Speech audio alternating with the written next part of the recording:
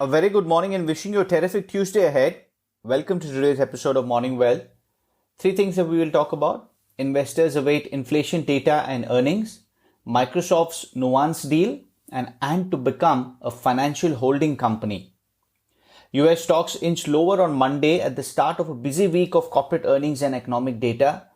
Investors said that they are positioning for the start of the earnings season as well as data that will help to gauge whether coming burst of inflation will prove transitory.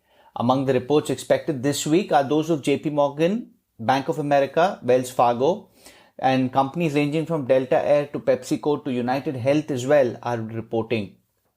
Meanwhile, inflation data due later today, which is Tuesday, is expected to show consumer prices picked up in March.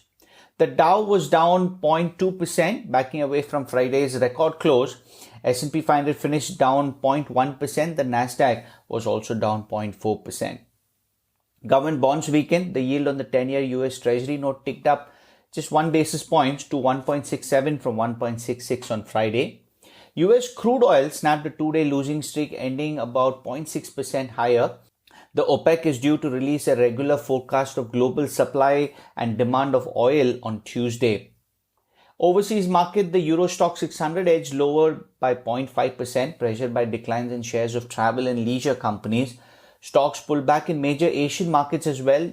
China's Shanghai Composite fell 1.1% and Japan's Nikkei 225 lost about 0.8%.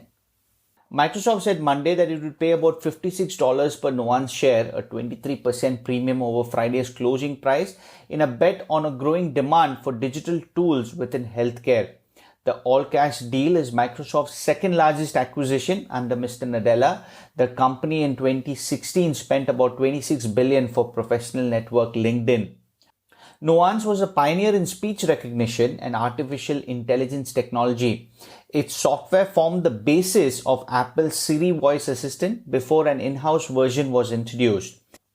Nuance explored a possible sale far back in 2014 when Samsung Electronics and private equity firms were seen as the most likely buyers.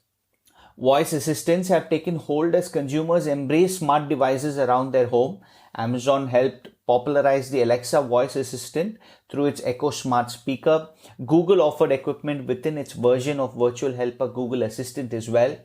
Microsoft has been investing in speech systems for years, though with less success. Last year, the company said it would shift its consumer voice assistant offering called Cortana away from trying to compete with Amazon and Google in the consumer market to focus more on supporting the company's business-focused software tools.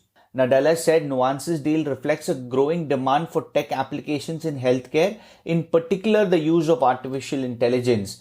This is projected to be one of the fastest growing infrastructure software revenue streams in history, is what he said about Nuance's expertise in clinical documentation.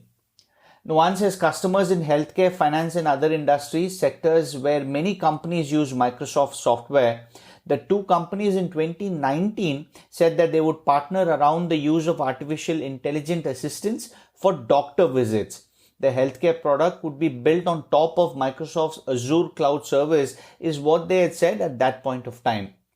During the pandemic, as demand for remote healthcare surged, the two companies deepened their ties through the integration of Nuance technology into Microsoft's Teams workplace. All of this reporting is from Wall Street Journal. In terms of price action, Microsoft was little changed. Nuance was up 16%.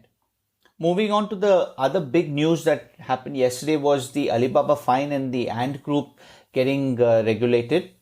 Ant Group, the financial technology giant controlled by Jack Ma, will apply to become a financial holding company overseen by China's central bank, overhauling its business to adapt to a new era of tighter regulation for internet companies. In a statement, the People's Bank of China said Ant representatives were summoned to a meeting on Monday with 4 regulatory agencies that also included the country's banking, securities and foreign exchange overseers. To give you a context again, Ant's Alipay has more than 1 billion users in China. It handled the equivalent of more than 17 trillion of digital payment transactions in the year to June 2020. Short-term loans to roughly 500 million people and sells many insurance policies, mutual funds and other investment products. In a statement, Ant said, it will spare no effort in implementing the rectification plan, ensuring that the operation and growth of our financial related businesses are fully compliant. In addition to applying to become a financial holding company, the company said that it would set up a licensed personal credit reporting company. It plans to fold GBay and Hubei, its two popular online personal lending services, into a regulated consumer finance company, and said its payments business will remain committed to serving consumers and small businesses. And said, we will put our growth proactively within the national strategic context, adding that it will strive to create societal value. The regulator's disclosure of Ant's plan comes shortly after Ant's sister company, Alibaba, was fined an equivalent of 2.8 billion by China's antitrust regulator, which accused the e-commerce giant of abusing its dominant market position to the detriment of rivals, merchants, and consumers. In addition to record penalty, Alibaba agreed to undertake a comprehensive revamp of its operations and ensure its compliance with fair competition rules. The fine and the closure of the probe helped Alibaba stock was up 9.27% in US trading. That's the update. Stay safe and healthy, and I'll speak to you tomorrow.